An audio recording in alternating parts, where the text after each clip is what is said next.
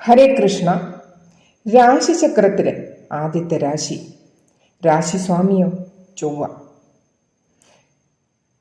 ഈ മാസം ഓഗസ്റ്റ് മാസം നവഗ്രഹങ്ങളുടെ ഗോചരം കൊണ്ടുള്ള ഫലങ്ങൾ എന്തൊക്കെയെന്ന് നോക്കാം.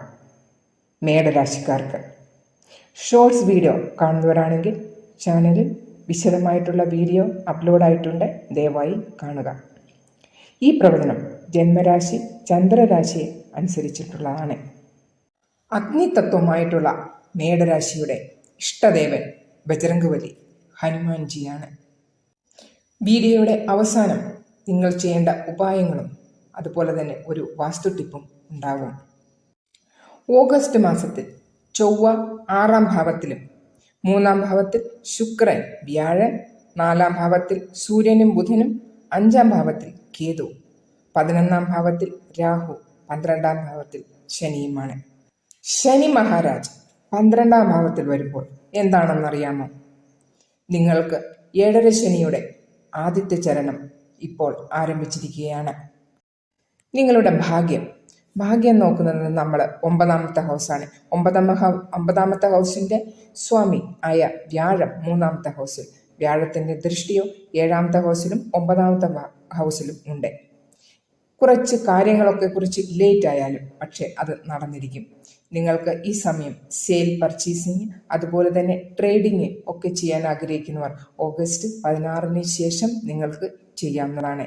ഇൻവെസ്റ്റ്മെന്റോ അതുപോലെ മംഗളകാര്യങ്ങൾ എന്തെങ്കിലും ചെയ്യുവാൻ ആഗ്രഹിക്കുന്നവർ ഓഗസ്റ്റ് 16-ന് ശേഷം ചെയ്യുക.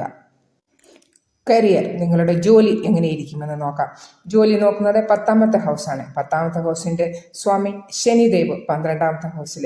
നിങ്ങൾക്ക് ഇപ്പോൾ 7.5 ശനിയുടെ ആദ്യത്തെ ചരണം എന്ന് പറഞ്ഞു. 30 വർഷങ്ങൾക്ക് ശേഷമാണ് നിങ്ങൾക്ക് ഈ ശനി നിങ്ങളുടെ 10-ാമത്തെ ഹൗസിൽ വരുന്നത്. 1995 ആയിരുന്നു നിങ്ങൾക്ക് ശനി വന്നിരുന്നത്. അതിനുശേഷം ഈ 30 വർഷങ്ങൾക്ക് ശേഷമാണ് നിങ്ങളുടെ രാശിയിൽ ശനിദേവ് ഇപ്പോൾ ഗോചരം ചെയ്തിരിക്കുന്നത്. കൂടാതെ ഈ മാസം ബുധനെയും ശുക്രനെയും ദൃഷ്ടിയും 12-ാമത്തെ ഹൗസിൽ ഉണ്ട്. അതുകൊണ്ട് ഓഗസ്റ്റ് 16-ന് ശേഷം നിങ്ങൾക്ക് കുറച്ച് സപ്പോർട്ടീവായിട്ടുള്ള സമയമായിരിക്കും. പക്ഷെ നിങ്ങളുടെ ഉള്ളിലുള്ള നിങ്ങളുടെ ഇൻമോൺ ടാലന്റ് എന്ന് പറയുന്നത് എന്തുമാണ്? അതാണ് നിങ്ങളുടെ അഗ്നിതത്വമുള്ള ഒരു രാശി.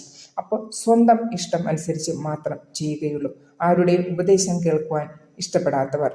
പക്ഷെ ഈ മാസം ഗ്രഹങ്ങളുടെ പ്ലേസ്മെന്റ് അനുസരിച്ച് 7.5 ശനിയും ഉള്ളത് കൊണ്ട് തന്നെ പെട്ടെന്ന് ഒരു തീരുമാനവും എടുക്കാതിരിക്കുക. വളരെ നല്ല രീതിയിൽ ആലോചിച്ചതിന് ശേഷം മാത്രം തീരുമാനങ്ങൾ